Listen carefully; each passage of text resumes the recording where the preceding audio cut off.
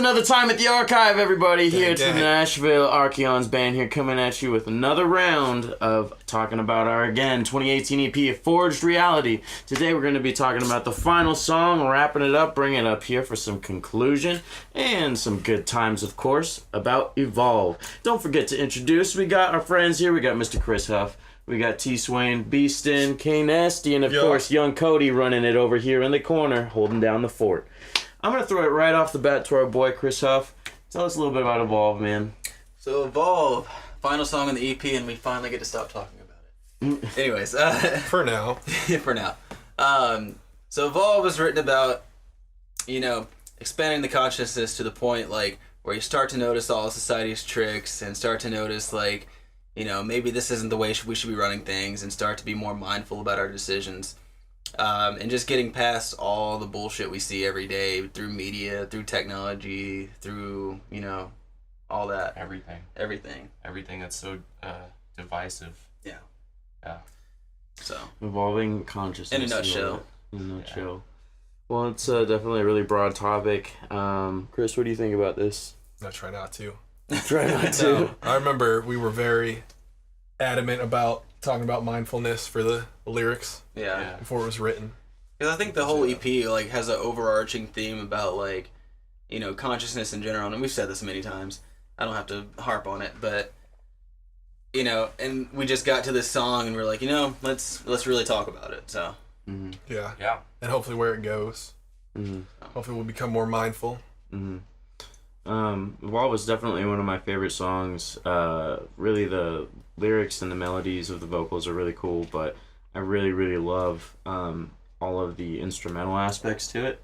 Evolve was the song that I actually auditioned with to be in the band. So I thought it was funny. Chris, didn't you come up with the funky main riff for the verses? Oh yeah. We changed that up. This song was the opposite of Consuming Gravity, where I brought it forward and then we just changed the shit out of it. The first version is just way different than what it is now. Yeah. But that's how you want it, man. I remember that little verse breakdown. That was the first breakdown I had to halftime and study to learn, because it was to get to the band, to get the band. It was just coming in and that song is the most fun to say with your mouth. Super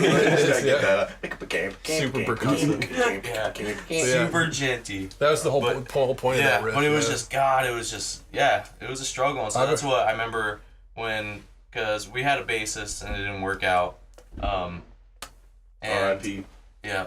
And then I remember cool when Tim messaged us, I was like, well, I'm going to send him this because I feel like this is the trickiest rhythm. If he can do this, it'll be fine, Because at that time, we didn't know Tim could actually play, all the, leads and shit, too. So I was like, if he can rhythmically hold this down, it'll be good. Yeah, and we actually started caring about him being able to play. Yeah. We do need a bass. Instead of just holding the bass. He's got to actually play. Oh, man. What? Let's move on. No. Let bygones be bygones. Yeah. Let's move on from the past.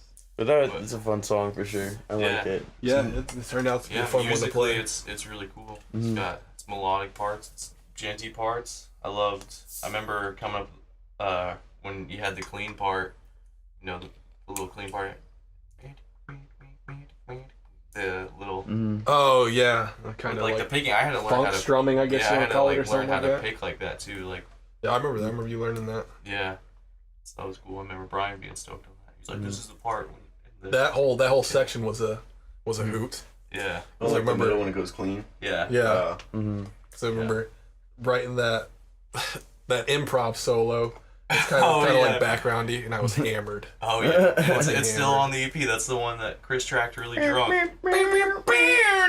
Yeah, you know when you hear it. Yeah, it's so loud. So shit. Oh man. There's some other Easter eggs in there that we'll let people figure out. I'm sure they've heard mention it. Yeah. In the lyrics. Which one? Come on, man. Come on, man. When I was tracking my harmony, I was just holding the note, and then there was just this guy that we worked at Domino's with, and he was always like, "Come on, man." And so I was just because it's the harmony will remain. So you say main, and I was like, "Come on, man." And we kept it. Yeah, Chris kept it in really loud because I was like, we should just turn it way down, but it's audibly. It's audible. Let it be known. Let it be known. Man, it was interesting too because like as it was the song that I auditioned with, you know, it starts out with that little bass riff. It's just kind of interesting that like That was cool how that came to be. Yeah, If you remember that. way later. But, Yeah, that was the song was like done. That was when we were recording vocals. I was like, this feels like it should start with just like bass and drums. Then you laid down that tasty riff. Appreciate it. I think I was recording Consuming Gravity when you did that. yeah, Yeah, it was really late in the process, surprisingly. yeah. Yeah. And then that became the intro, and then like with the last Yeah, The brought it chorus back thing. to, yeah.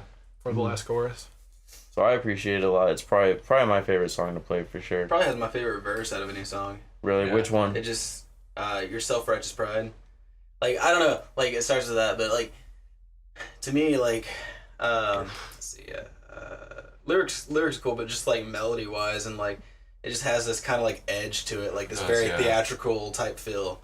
Like, and I don't know, I kind of want to do more of that going forward, but... Yeah, I agree. I think that's a cool. It's something cool to do over because our goal is usually to sing, and Yeah. when we can't figure out a melody, usually we'll scream. Yeah, no shit, yeah. But that's Some cool. things just call for it. Yeah, Yeah, I true. think Like we're- I think we to want- accent and stuff. Try to fit but, the part more so. But that's cool because it's got, you know, it feels like a heavy part, and I would say that that's our one success on the EP with writing a vocal melody over Over a something heavy, that feels heavy. yeah. Like it just, I feel like it flows really well. It took a few tries though. I remember we tried a few things over it. Like a little rapping there. I wonder if you remember that. Yeah, it was hard, man. Let's get into the lyrics though, man. Like this has a lot of really good lyrics in it. I think we should first say that our boy Jeremy Blount, he Shout out. he tried out for the band with this song vocally, and he had kind of like a concept. And a lot of good and melodies stuff. that I took from. Yeah, and we kind of, I was Which like, hey man, is it which he cool was- if we? yeah, Because which he Jeremy's was cool great. He about. just didn't want to like play shows and stuff, and Yeah. he knew that we'd eventually find, you know, somebody that like fit the music and everything better. I remember him saying that. But he's a phenomenal vocalist. Yeah. And- Shout out Roanoke. look up Roanoke. Yeah, Roanoke. Dude's And phenomenal. so he had like melodies and everything, and kind of like a lyrical concept that we could twist. It goes back to, you know, interpretation and everything. Yeah. But yeah, so we took those melodies. I remember we first started and we copied them a lot, and then we were like, okay, yeah. okay, we need to go back and Yeah, like like, do it was our too own much. thing. But like some, like especially the chorus and everything, Yeah. had some good shit. Yeah, we kept most of the chorus melodies. Mm-hmm. But Yeah, go for it. let's go with these lyrics. It's all the same. Nothing here has changed. You always try to find yourself. It's nothing but a game. So that's just going into like, you know, we've got this repetitive life that, you know, we go through every day, day by day, and, you know, society or whatever has this kind of veil of illusion around you where like money controls things, and, you know, at the end of the day, like, it's a game that none of us are winning because the people at the top are winning. They feed you with hollow distractions. I think that's pretty self-explanatory. Which is funny because we were talking about that in the last episode about net neutrality. yeah, You know, and how it's like, here's this big distraction. What's really going on? You Yeah. know, they're feeding you like media wise. right.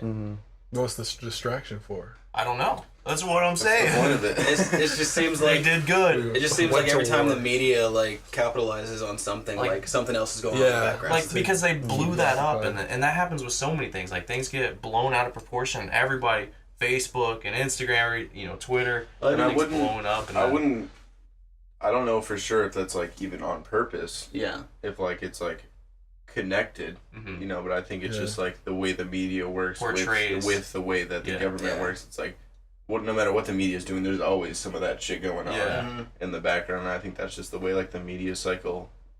right. I think that's just the way they work together. yeah. you Media. know? Media. It is doesn't fucking have to be like toxic, a dude. mastermind guy behind it. Like, yeah, distract them with this. We still have It's we still have happening. we still have JRE to Yeah. look forward to. He's the new media. Yeah. Yeah, they feed you with hollow distractions to keep you asleep and confused. Your vision has always been altered, and you can't take much more. So it's just getting to the point, like, where you're like, what the fuck is real? Like, is this what, you know, the media gives us? Is that, like, what's really going on, or is there something more? And it's just trying to see around that. I think we should really talk about that, because I think that's a huge thing about people having to choose sides. And I think that's the worst thing for democracy when you go into Republican Democrat, and then you're fed on Facebook, like it knows your political affiliation, and it will feed you your side to reinforce your beliefs, and then you believe it more, and then you fight with these people, and it's just it's either that or they'll feed you stuff that they know is gonna piss you off, because just for like to get the reaction, hashtag triggered. So like that's something I want people to know is like you're voting what you want with your attention and like what you interact with, like the way everything works, like behind the scenes and the way they get stuff in front of you. It's like you're voting with how you spend your time of what you want to see more of. So and we're familiar with that on the back end with like ads and stuff. Like if you interact and give you know all that attention, Facebook's algorithm is just gonna be like, oh, he likes this, send him more, send him more. It just so happens that negative emotions get more reactions. So people just tapping into that monkey brain, just impulse reaction. Yeah, and that's so true with like Facebook ads and stuff. Is like because they really monitor. That's why Facebook's free for people who don't know. Yeah. It's like you're the product. They sell data. Yeah, we've gone in with I've learned a lot about how Facebook advertising works, and you can target so specifically, not like to the name of who you are, but I mean I could say like you're a Republican who lives in Texas, the surrounding 25 miles within this thing that's going on, and then narrow it down even further of like specific likes, like you like guns and you like your beer guns and beer in America and like you're pro-life, and then they can feed you just what they want you to see. And like the algorithm is incredibly smart, and so it just goes into is like people don't get the chance to kind of think on their own because they're so convinced that they're correct, and that's what causes these clashes between the two sides, and like you lose friendships over like look at like when Trump was elected and stuff, and everybody just like fighting. It's like these are people you've been friends with, and then you're letting that go because of your different views, and I get it, I get the feeling of like I can't believe he believes that. But it's like you also have to really kind of keep an open mind and try to view things differently, and like where are they coming from? Like let's discuss this rationally, And really, that's the only way the system will work. Like from like a government like control standpoint, like you can't have people with 50 different beliefs. You want to have people on two different sides that you can easily manage. Like that's true. It does feel like there's usually two big sides on things. And PlayStation, Xbox. Another thing that Nintendo. Another thing that plays into what you were saying was like the idea of like people's identity being their ideology, to the point of just following it blindly, and then just people like not thinking for themselves, and just their whole opinion about things is just what they regurgitate from what they see. What's so confirmation? like, even if it's like an ironic headline or something like that, like that's their opinion now, whether and it's true or not. Goes into another huge problem is like clickbait headlines, and people don't take the time to actually read the article. They read the headline, and then they're like, "That's true." I've noticed why that agrees with me. I've noticed why that is, like, because what they're doing is they're taking that headline in that post and seeing what their friend says about it, and they're being like, "Yep, I agree with that." It's just confirmation bias. Like that's all it is. Yeah, for sure. And that's all you want, and that's what social media's problem is you want to feel validated in so many different aspects. Right. Like you want your likes on your pictures, and you want to feel like your opinion is correct. You want your friends to agree with you that it's correct, because you want to be like, oh yeah, we're bros, and like it's all ego. You're building your little bubble, and then when someone comes and disagrees with you and pops it, then you're just like, and it's not like I'm not saying that we're awesome at not being like that. Oh, yeah, there's definitely parts where my biggest thing is like when people talk shit on pit bulls. Man, I hate that. Like that's like they're my an one thing I aggressive get. breed. Yeah, that's my one thing I get triggered on. And one thing, that's it. Well, I mean, really big. Like I'm like, fuck this guy. I just don't like in general like people telling other people what they can do. Yeah. Like even that's a big thing going on right now. Yeah, I'm gonna hit a topic right now, like the abortion thing. Like, don't tell someone what they can do. Like, it's not your fucking body. You don't fucking own that. Yeah, it's a bit of a thought step that was backwards. the point of the country. Yeah, like sure. the whole idea. I am going to play devil's advocate because I think that obviously I'm pro-choice, but I think that if, as a collective, if we could figure out how to give quality of life to the children that are born, and I think that it's ridiculous that that's not a conversation, that they're born and they're born and then it's just like, my job is done. Yeah. You know, and I commented that on Ketzel's thing because I was just like, I feel like that's how it is because like what is the life for this kid after? And that is the issue. Being born to a parent that doesn't want them. Because I feel like people who are pro-choice and people who, you know, I don't think anybody is pro-abortion. Like, I just don't think that people are out there that... extenuating circumstances. Yeah, exactly. Like, nobody wants somebody to have an abortion. Like, nobody's pro-abortion. But if we could figure out a way, like, hey, if you have this child, they're going to go to this good home. You're not going to have to pay anything. All your expenses are going to be paid.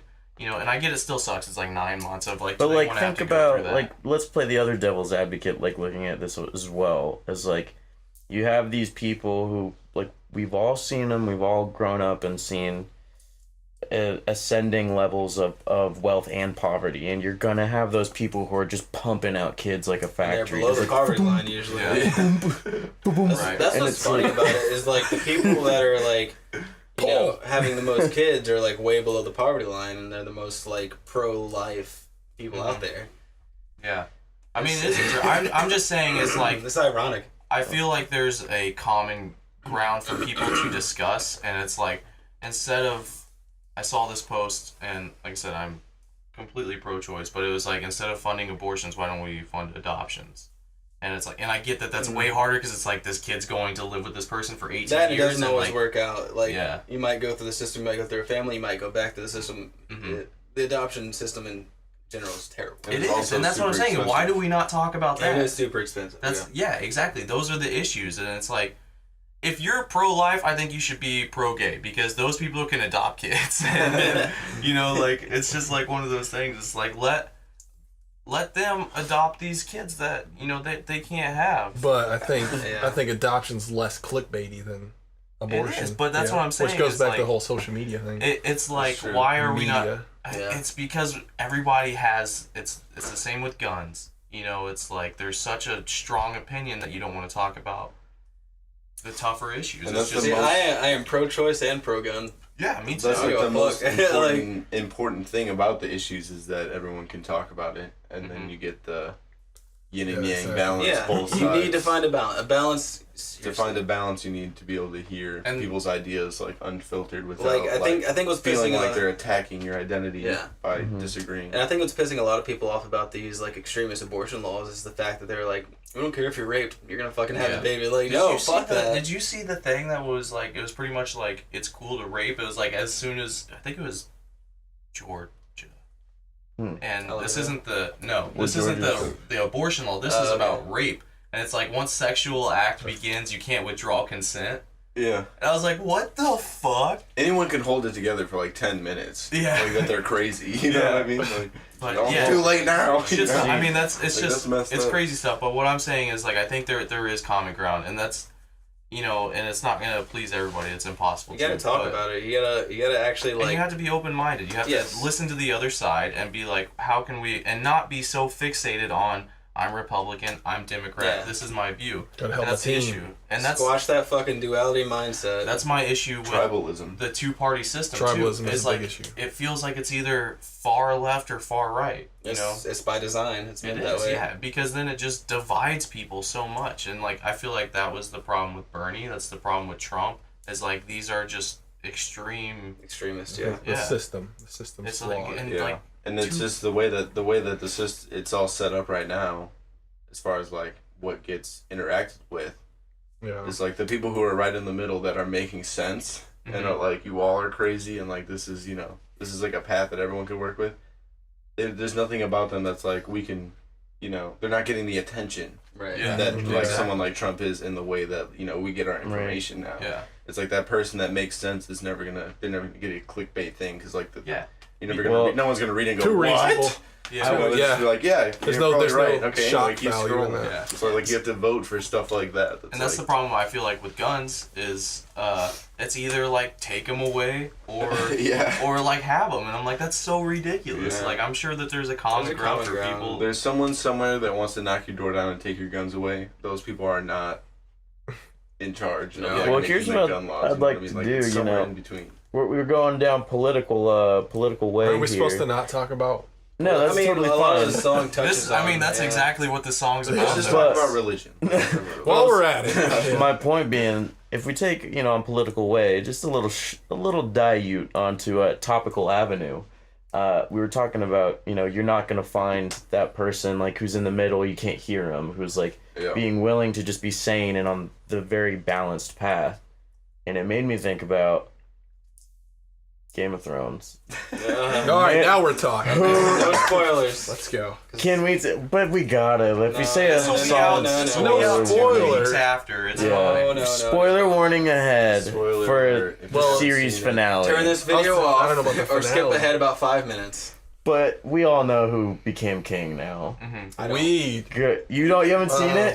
He doesn't Game of like Thrones it. at all. haven't seen any of Oh, never mind. Do you ever plan on watching it? Yeah, though? Let's be real. eventually. Okay. We'll see. Once Not the waiting once around the for hype it. dies Now I actually have time to watch it. Well, good luck making it all the way through all the seasons without finding out. Okay, The so memes. I feel like you should know by Surprised you now without haven't watching seen it. it, Yeah. well, maybe we won't talk solid spoilers then. Well, but where are what we do you- going with it? What about it? Mr. Vegetable Wheelie is, Wow, offense. edit this You're- out. No offense to any parallelograms. You're a good man, Tim. Parallel Good man. grams. But how do you guys feel about that? See, here's my thing. We're losing young Cody. Let me do those lyrics. Yeah, here you go. I thought that it was not bad. I am in the minority, I guess. I all think in that there. You we guys were, talk about it. I'm gonna go to the bathroom break. All right, Cool. what do you think? All right. I We think, can do Do it. we want to stop the camera for a sec? Nah. no, this is gotta go You guys on. keep It's talking the about it. I part- just missed the We spoilers. won't drop some huge spoilers. We can Alright. talk about it as a whole. Yeah, but I think that given the time that we were given, and obviously they wanted it to end, and I think it could have gone on probably another 2 or 3 Could have, seasons. yeah. Do you know that HBO wanted it to go on? Yeah. 2 more? Yeah. Believe Yeah. it. Yeah. But they knew how it was gonna end. It's gonna be the same as George R.R. Martin. It's not so Without, much... it's just like if everything was explained better, I think people wouldn't be as pissed. That's the thing, is that it didn't feel earned like these big And read the character moments. books, like if, They don't exist! Well, I mean, like read the books and you'd understand like the progression of these characters and like where it was going. It's like it ended how it should have ended. And my thing with Bran, fuck everybody who talks shit on Bran. He is the three-eyed raven, and He's not Bran anymore. yeah, This is the... and like. When did the three-eyed raven ever do anything for Westeros? Like in the past, it's like they wanted him to warg into dragons and shit, but he is the memory of the world. Everything, yeah. Everything, yeah. yeah. And so like his job is to not interfere. Like he's not supposed to fuck with shit. He can kind of see what's going on, and like that's kind of his role is to just be there, and he'll be like, yo, you guys do your thing. It's like, I kind of know what's going to happen. I kind of don't. It's like the future can change, I do, but I don't. Yeah. And like, but my thing with Bran is like, he's not meant to be like this savior. He's just like this person that knows like what the past is. And I think that's what would make him A good king. Yeah. Well, and again, it's like, I don't necessarily have a problem where the story plot points landed. It's just the journey they took us on. It was very fast. It was very rushed. 5 episodes, right? It was 6. Yeah. 6. And see, So originally, like 10. Dan and It could've Dave been wanted to 20. do 7 seasons, and HBO wanted to do 10. And so they met them in the middle at 8, but they wanted 10 episode seasons. And if you look at it, Middle left. I was waiting for it. That's not low middle. but like, We need a half a season. Where's that? Yeah, well, come on. exactly. We only got 2 episodes more than if we had one 10 episode season 7. Yeah. So Yeah, no, see, I think that I feel like after episode 5's big battle, like after The that, bells. episode 6 I feel like could have been an entire season. Like honestly, yeah, I mean, I feel like it could have been because like you think about. Give me a highlight because I don't remember. Because like so after the big battle, when she takes King's Landing. Yeah, after that, and then between her and Jon, the repercussions. Yeah, right. So like between her and Jon, how like you think it'd be a whole season? I think so, man. That sounds boring as shit. Going from season 6. I got a short attention span. I need battles. The problem is like so when Yara and Sansa were there, it's like I think it takes like a month to travel to. So like Tyrion was locked up for a month, like because that's how long it takes to travel. His beard was a dead giveaway. Yeah, but what I'm saying is like, so there's all that time in between of like what could happen, and it's like, why did they pull? Filler. I saw people complaining about like, why did they pull Tyrion out? He was like a prisoner, and then why was he the one that made this decision? It's like they could have expanded upon that. It's like because so you're in it for the backstory, for the plot and everything. Well, I'm saying that I think that it could have been like elaborated. I really think between taking King's Landing and then the ending, it could have been an entire season.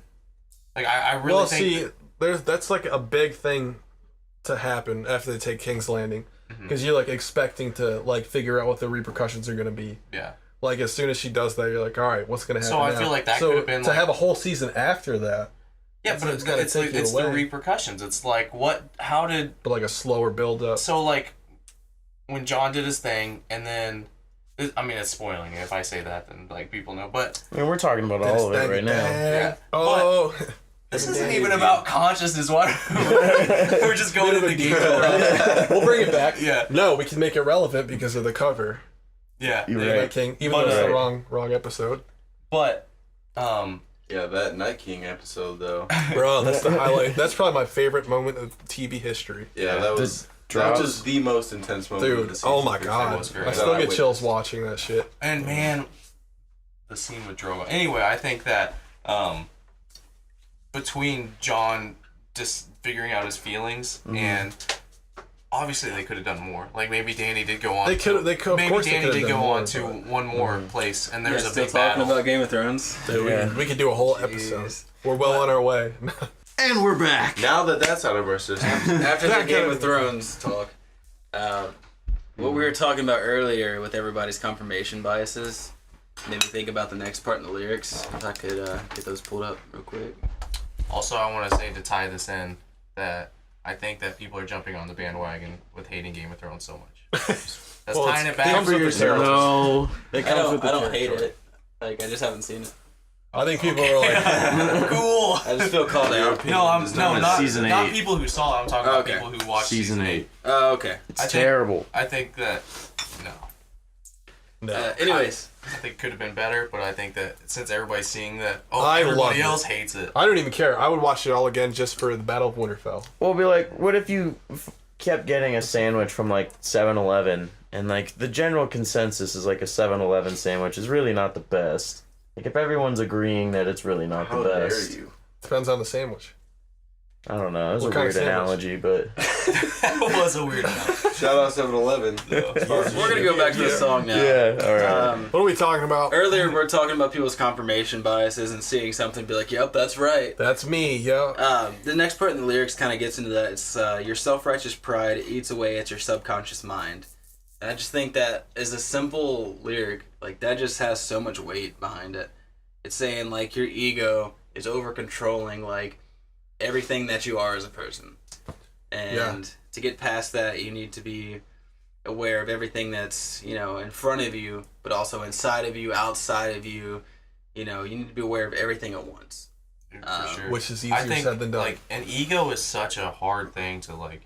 I feel like I struggle with a lot of ego things. And I don't think you could ever really get rid of it. I mean, it's a part of you. It's a part of you in this life. You ever tried DMT? I feel like psychedelics will break that temporarily. Yeah, it'll give you a brief relief from it. Yeah, well, and it's like I can recognize it on my own sometimes. I'm like, this is really... I think the key is to understand or to be aware of it. Mm-hmm. Yeah, you can't really... Not let it control it. You can't survive without it. Yeah. It's like, it anchors you. Definitely not your position with everything else, but it but I think easily gets out of hand. Some points are unhealthy, yeah. It's like you get to a point where certain things are unhealthy. It's like you're living and that's the key. It's got to be in check. You need to realize that, like, in this life, you could literally be anyone else, like, and somehow you ended up in this suit. Mm-hmm. Yep. Like, if you think, like, if I was switched at the hospital with someone else, how different would I be? Right.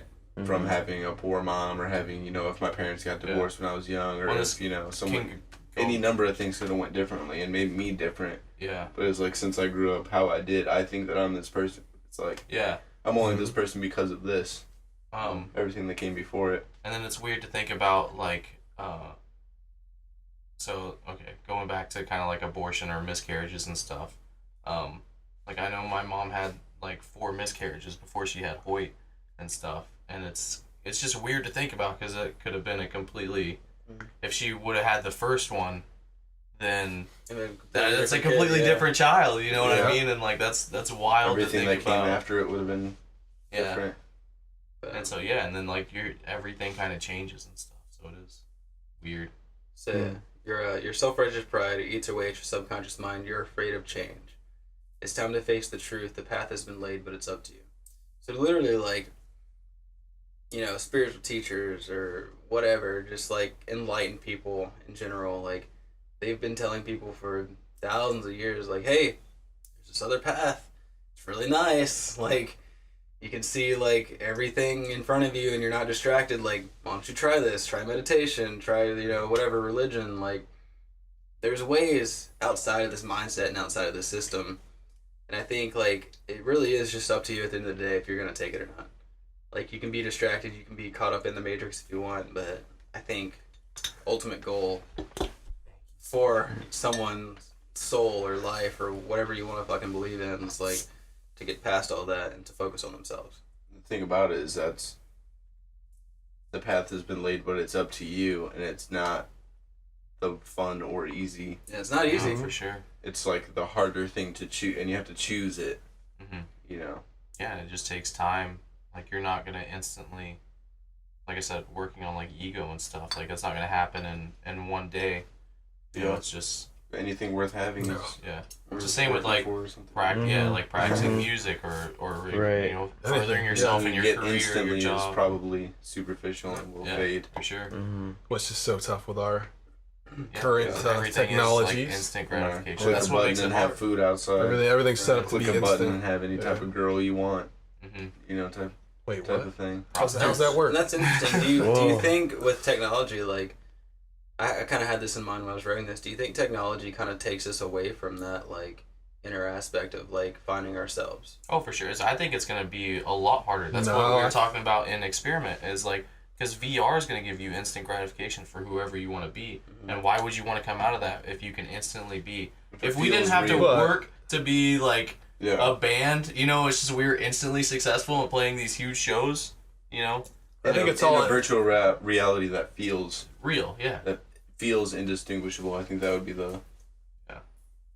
But as far as VR goes, yes, because it's very, very video game like. Yeah. But I mean, even like social media, you could still like tailor it to be beneficial towards you. Yeah. So if you don't have to like follow stupid people on Twitter, you can follow. That's a conscious choice. And it's a choice, yeah. But it's still like an option. We're able to like look at when we get to watch debates with like Sam Harris and Jordan Peterson. Exactly. It's like we're open to so much more that if you do make that choice, it is way easier than 60 years ago. That's why I'm torn. It's just technology is not. It's not good or bad or anything that comes from it. Right. It's your choice. And it's a tool that's either going to be used. But doesn't it feel like the bad, not really bad aspects, I guess, aspects that... But potentially bad? Potentially bad aspects are pushed more than the information. I was thinking to myself, just the other day, I was like, God, how much time do I spend looking at my phone all day? And even if we are looking at, positive usually things. It's all it could be good bullshit. It's shit that not matters, right? Memes? Right, yeah. Memes. Memes are great. No, they're fine. Memes are okay. But it's like, all that time that we spend doing that, all that time we spend distracted, it's nuts. It's nuts. It takes us away from a lot of other potential activities. But yeah, I don't know, man. There's good and bad. Yeah, I'm torn on it too because it could go both ways. Step one is just being conscious of it. It's exactly, and it's your choice. It just goes back to being your choice. It's like technology can be great, but you have to choose to let it. It goes back to like being able to study and learn whatever we want to like be able to create. It is all based on intention for sure. Because I have a horrible problem with live PD. And they put those clips on Facebook, and I will get sucked into a wormhole, and it'll be like 3 hours later, and I'll be like, live PD, like I need more. But it's like if I could just be more aware of it, and then I could use the technology to like learn something. You know, like it's all out there. It's like you have to choose. There's so many like distractions, and I think it's good to have. But there's so much information that's never been available. I think it's just finding the balance. It's like.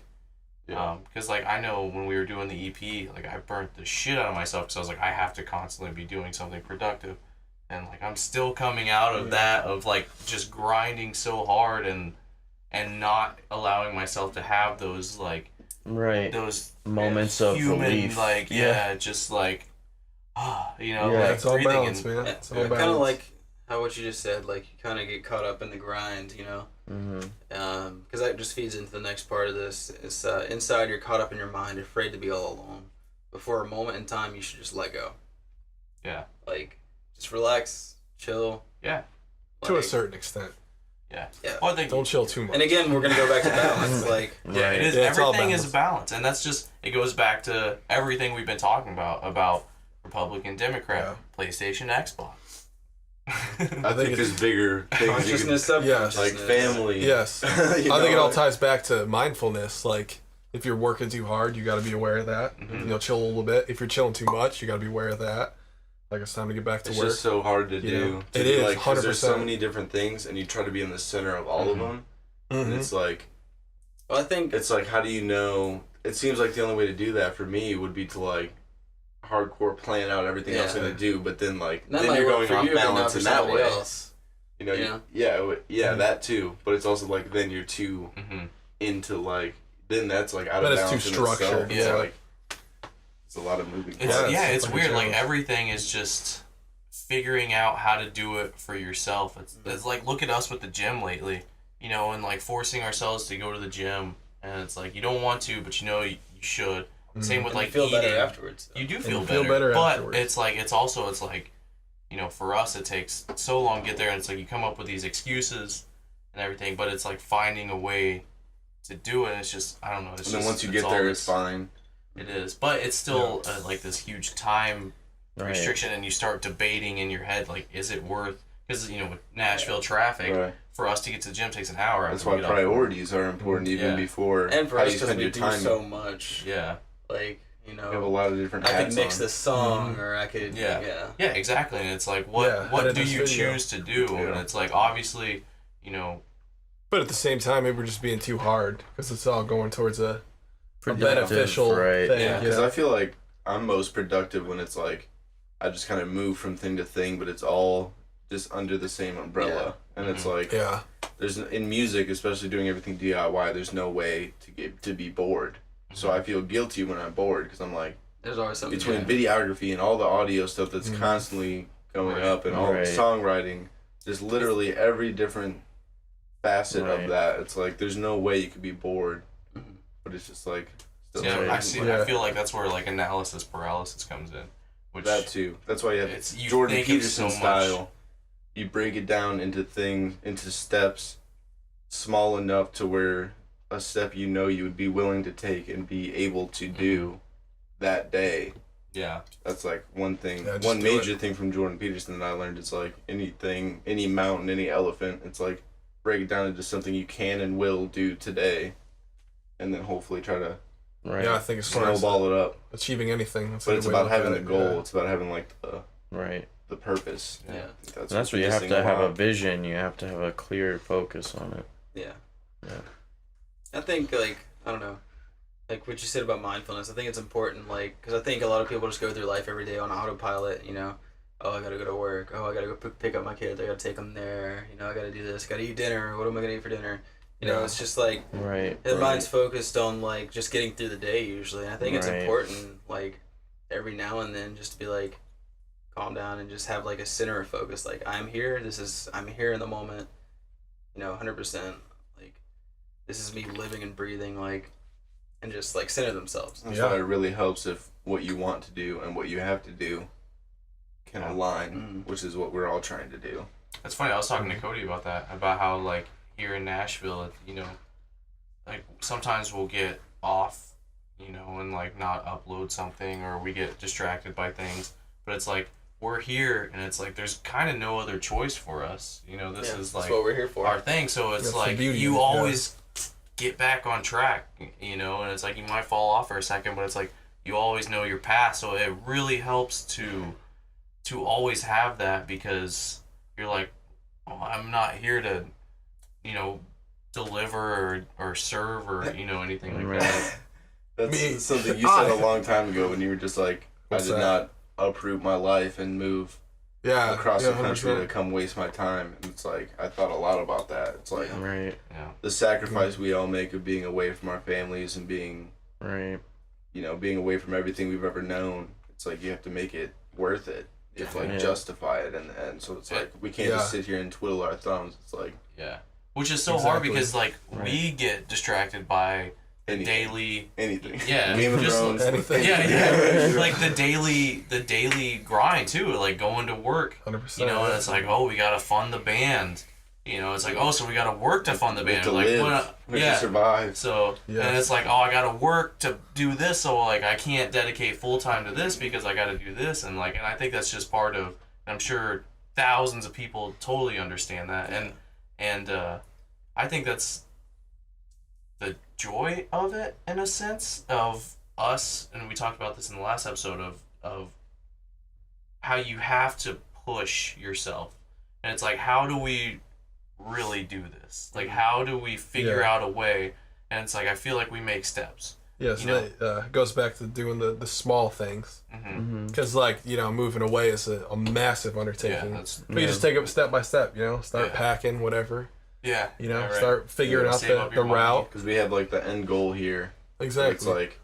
But if you focus too much on that... Once we get here, it'll all be cool. But it's like... It's the process is what you're living in every day. So it's like, I've been trying to focus on that too. It's just like, 100%, enjoy all of this. 100% the process. Because we've all had those times in our lives where you hang out with a certain group of people or whatever, certain friend, certain girlfriend, anything like that. It's like, when you're in it, you don't know how soon it's going to be over. Right. How soon you're going to find yourself thinking about those people I wonder how they're doing, because now I've kind of evolved. I've followed this path into, something different. It's taken me away from that, but it's like, I just want to enjoy where I'm at. Right. Whenever and wherever I'm, And I always had that belief that, you meet certain people at different points in your life for different reasons. If, you said girlfriend or friend that you don't talk to anymore, but, at that point in your life, back in that time, you needed that person in your life. Yeah, you could just trace it all the way back to if this didn't happen, that wouldn't have happened. If I didn't know them, I wouldn't have known them. Yeah. It's you can just go all the way back it's to. Wild. It is, and it's so weird, and it's and everybody has that in their life, Almost like free will. Yeah, not existing. It's an illusion. Not existing. But yeah, Yeah. Who knows, man? Who knows? Who knows? It's a possibility. Let's get to these lyrics before Tim's phone dies. So after the "It's Up to You" part, it's the chorus, which is the overarching theme of the song. After "You Should Just Let Go." So keep on searching inward for new paths yet to be paved. The truth is here within you, so stop waiting to be saved. And I feel like that couple lines speaks the whole song in volumes. Keep looking within yourself, keep trying to figure yourself out, and figure out what your path in life is. For new paths yet to be paved, kind of digs into the part where it's to me is stop following people and looking at their successes and looking at how they live their lives. Do your own thing, figure it out for yourself. There's money out there. Money is an illusion to me. It's infinite. It doesn't actually exist. It's not based on anything anymore. So there's plenty of money out there. Stop worrying about that shit. You can always make more. Yeah, that's true. The truth is here within you. Your subconsciousness, or that voice from God that some people hear. the truth is there. Like, just listen to it, and then just stop waiting for someone to save your life. Stop waiting for someone to be like, oh, here's a handout, or here's an opportunity. Take it for yourself. Yeah, for me, that section just is like personal responsibility. Yeah. Over like, you know, where you're going. I think that's an interesting thing. I don't know if everybody feels this way. I assume all humans feel this way about how there's two of you and you discuss with yourself. There's like the one that knows what you should be doing, the one that like is perfect, and it's like, I know I need to be working on this. I know I need to go to the gym. I know I need to eat healthy. I know I need, you know, and it's always in your head. And then there's the other version of you, which is kind of just like our human form. Yeah. And like constantly ego. trying to just shut it down, make excuses. Man, like I will do that constantly of making an excuse of why I should be able to eat this food, or why I shouldn't go to the gym today, or why I shouldn't work on music. It's like you battle with yourself like internally. Literally two completely different systems, like in your brain. And you know, it's like your brain versus your prefrontal cortex, the you that you think you are, that you know you should be, and then like the version that's like just run by biology, that's like you're just eating the thing that's gonna make your stomach happy. Unfortunately, I feel like that voice is quieter. You know, it is. The It's so annoying hard one to is much bring it louder. out. Oh yeah. I feel like that's one thing like we've gotten better with, but like I still lose constantly, and like I know what's right,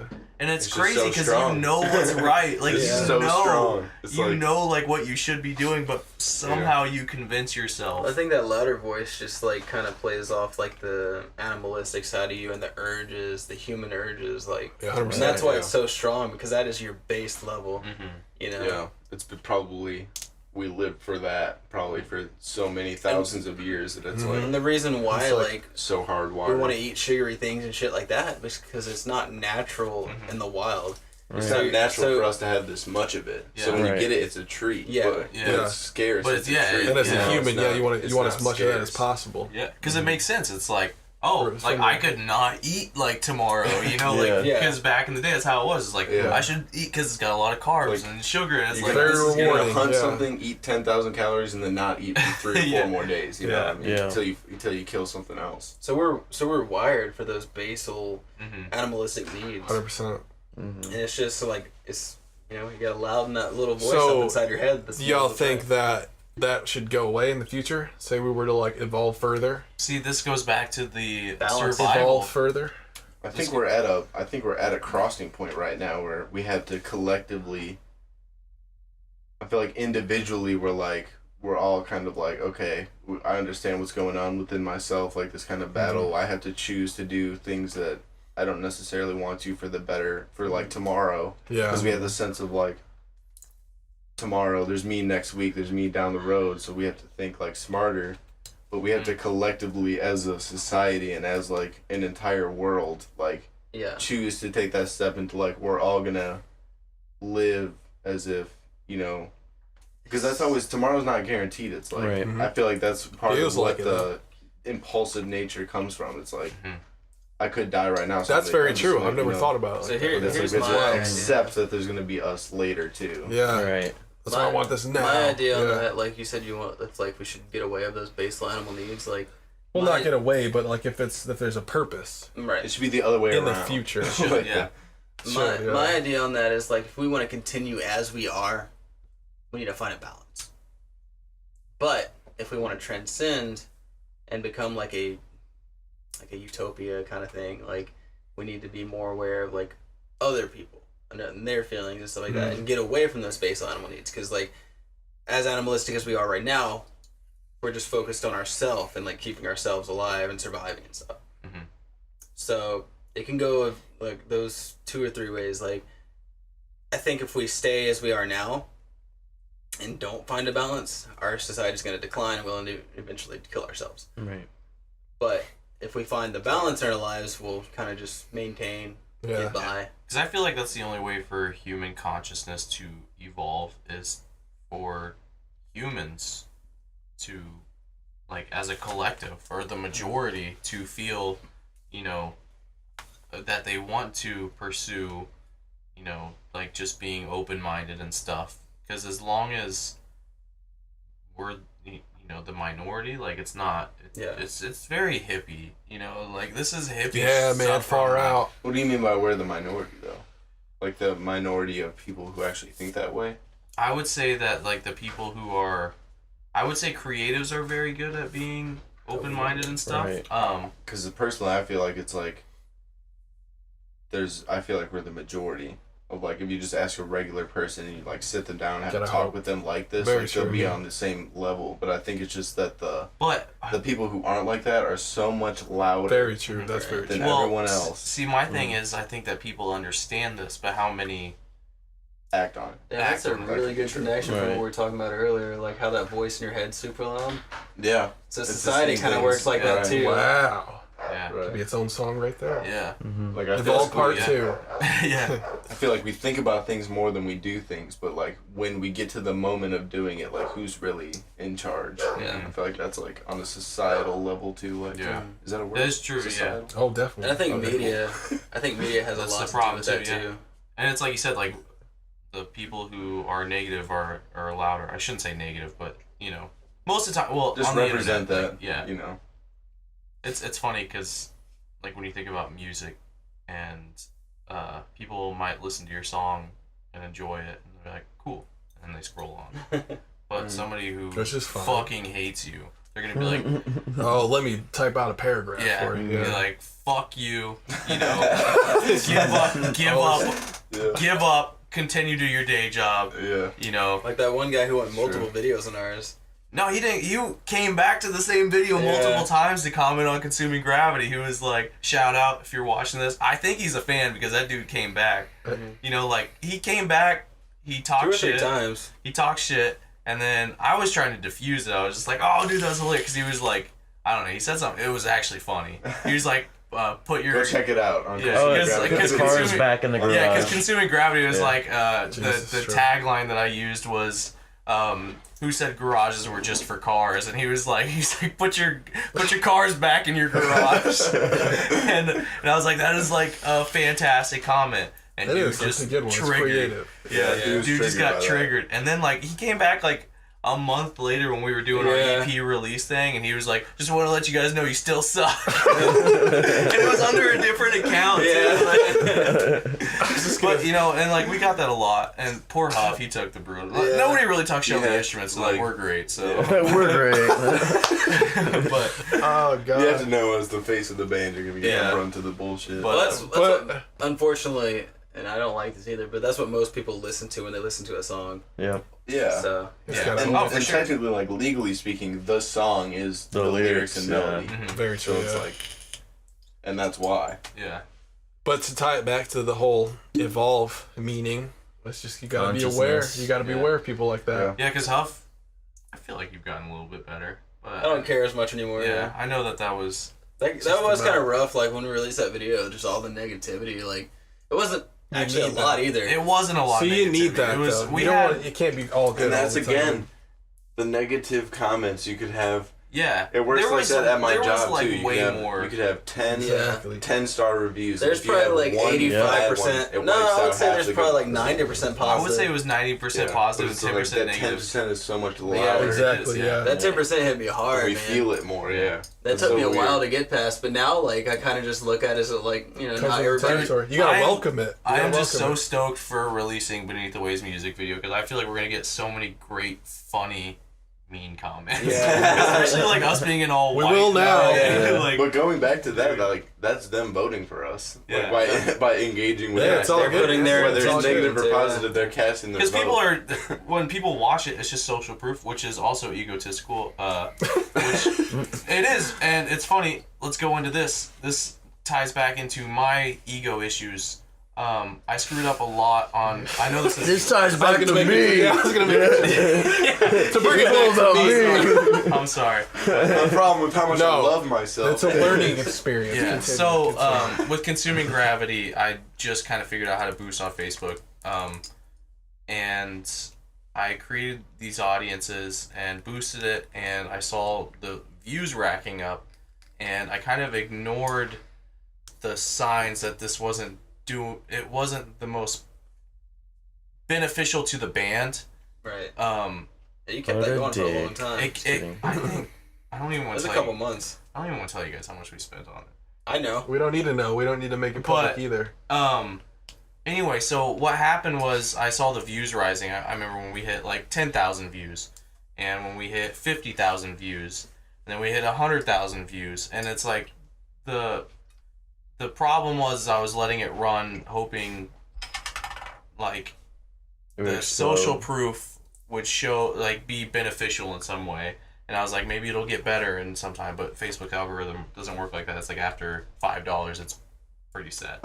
And so like I kept letting it run to like 150,000 views, and that was just because like I wanted to see the views. Like it felt good, and I think it felt good for all of us to see the views. Yeah. I think that it was cool, and it's like we had 1,000 likes or reactions, and it's like all these shares, and it's like because it did fine. But for the amount that we were putting behind it, it didn't make sense. And but that was a lot of my ego running. What does it mean? Yeah, because it's like, what are you investing for? Like, what's the return? And but like, the return was supposed to be to bring into our, because we had this whole EP experience. And so the return was supposed to be that. And it, did good for it. Did all right. For what it was, yeah. But not for the amount for we first invested EP, behind it was all right. Yeah, it was good. But just like I said, it was just a lot of it was just ego and just seeing numbers, and I could because I feel like when you move away, more egotistical shit. When you move away from home, like you want to be successful to like your friends and stuff. Because like, why are you moving for music? Or that's how it was for me. You want to come back like the next year in like a Ferrari. Yeah, exactly. Yeah. And so like for me, it was like kind of like. We got all these views, and then I gotta this is the show proof my that friends. we're doing it. Yeah, it's like we got 150,000 views. Like, look at this, Right. And so like that was just like I said, it was a lot of egotistical. I learned my lesson, and yeah. But like that. to play devil's advocate a little bit, it's like maybe we're kind of wired to act this way, but you need for like us we need success. Sure. We need for something. views. Yeah. Well, Because if we you need a purpose. we know about how the system works, so we can kind of use it that way. Yeah. Like that's so we have to base it off something. Right. So say views, likes, whatever. Yeah, but that's not. So I don't know if it's necessarily egotistical. It's just kind of part of the game that we're like subscribed to. I feel like the thing about the views, I feel like that is more for other people, like social proof. That's literally for when somebody audience. sees your video, they're gonna be like, "Wow, this has 150,000 views. Maybe I should actually pay attention to it." Because if something that has 100 views, they're gonna be like, yeah. "Oh, it's like this thing." Yeah. So like I feel like views is a lot better for other people to see, but like for us, it's quality of Product. quality of the based consumer. on response. It's quality. Like, is that person gonna return? Are they gonna pay attention to us in the future? Can we retarget them? Will they enjoy what we give them? In the future, will they possibly buy merch? Will they buy an EP? Will they come out to a show? That is what matters. That's the ego sense for us. And then I feel like it's funny, but it is kind of egotistical of, no offense to people, but you see something that is popular and you watch it more so than if you saw something that's not popular, not depending on the quality, but just we do the same thing. Yeah, totally. It's almost subconscious at this point. It is because like that's true. Because if I go to YouTube and I type in metal cover or something, I'm gonna watch one that has the most views. But there's like validity to that though. There is, yeah. Because I think that goes back to the past where it's like you gotta kind of follow the tribe. It's like and just knowing about the pattern means that we could like use it as a tool if you're like outside of it. But we're not like outside of it because we still do it ourselves. But like we kind of know how it works, and we can like hopefully use it to make like a more meaningful connection. And that's like a survivalist on its own, like going with like the more views. It's like you don't want to be an outlier because outliers in the past got like killed. Yeah, you're out of the tribe. You want to be with a group of 100 or with a group of 10? Yeah, if they're going head to head. Very true. Yeah, right. Well, you know what? Archeons fans kind of bringing it round trip here to back to center, talking about with Evolve, going through consciousness, talking about balance, talking about growth and progress, and all those great things here. Talking about Game of Thrones. Talking about Game of Thrones, all that. But, you know, this wraps up our final segment here while we're talking about our 2018 EP as we move on into the future and into new territories along with the Arc Hive podcast and, of course, with all the future comments and content coming up for you. Feel free to let us know anything down below, anything about any balances, any kind of things you'd like us to add to the show, any segments, any kind of thoughts and stuff would be greatly appreciated. We love you. I want to shout out Jonathan. Jonathan. My fucking boy Jonathan. Bay. J Cavs, Yeah. the man. But wrapping it up from here, right here in Nashville, Tennessee, it's the Archeons band. Welcome again. Thanks for listening to the Archive. Peace. See you around, guys. Bye. Every goddamn time.